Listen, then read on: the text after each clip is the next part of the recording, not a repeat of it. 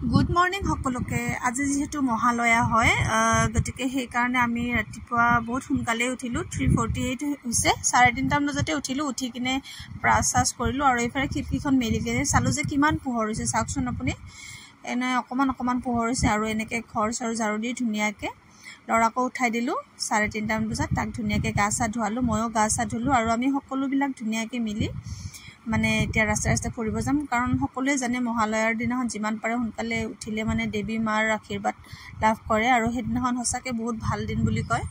গতিকে নাজানো আৰু কি ভাল দিন হয় বাৰু, তথাপিও অকণমান বিশ্বাস কৰি কিনে এনেকৈ ওলাই আহিছোঁ গোটেইবিলাকে। আৰু প্ৰতি বছৰে আচলতে আমি সোনকালে উঠোঁ আৰু এইবাৰো এনেকৈ আমি গোটেইবিলাক লগ হৈ কিনে ধুনীয়াকৈ ওলাই আহিলোঁ।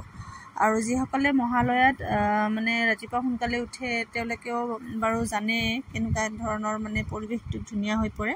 আৰু এনেকৈ আহি মেইন ৰাস্তা পালোঁ আৰু এয়া মেইন ৰাস্তাতে কাষতে মানে দেখিলোঁ কি ধুনীয়াকৈ শেৱালি ফুলবিলাক ফুলি আছে। মানে শেৱালি ফুল দেখিলে সঁচাকৈ বৰ মানে আকৰ্ষণীয় ফুল হয়, দেখিলে মানে লওঁ লাগে। গতিকে আমিও দুটা এটা লৈ ল'লোঁ আৰু এয়া ইফালে যিহেতু অকণমান পোহৰ হৈছেহি, প্ৰায় বহুত দূৰ খোজকাঢ়ি আহি পালোঁ।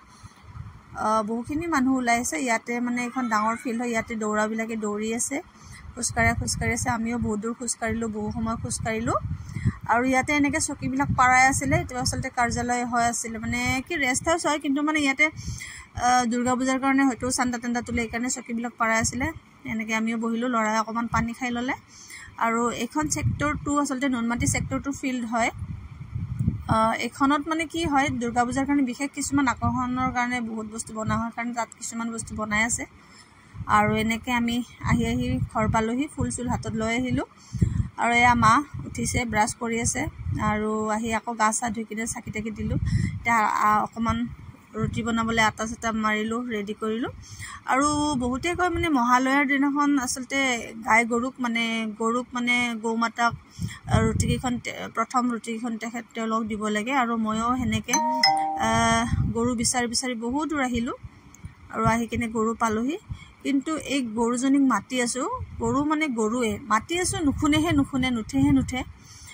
বহুতে মাতিলোঁ কিন্তু গৰুজনী উঠি নাহিলে। তাৰপিছত সেইজনীক মাতা দেখি বেলেগ গৰু 2-3জনীমান উঠি আহিলে আৰু তেওঁলোকক ধুনীয়াকৈ মানে ৰুটিকেইখন খোৱালোঁ। সঁচাকৈ ভাল লাগিছে। এই দুজনীয়ে খালে মানে ৰুটি 4খনমান লৈ আহিছিলোঁ। আৰু এনেকৈ মই মহালয়াৰ দিনটো পাৰ কৰিলোঁ। গতিকে সকলোৰে ভাল হওক।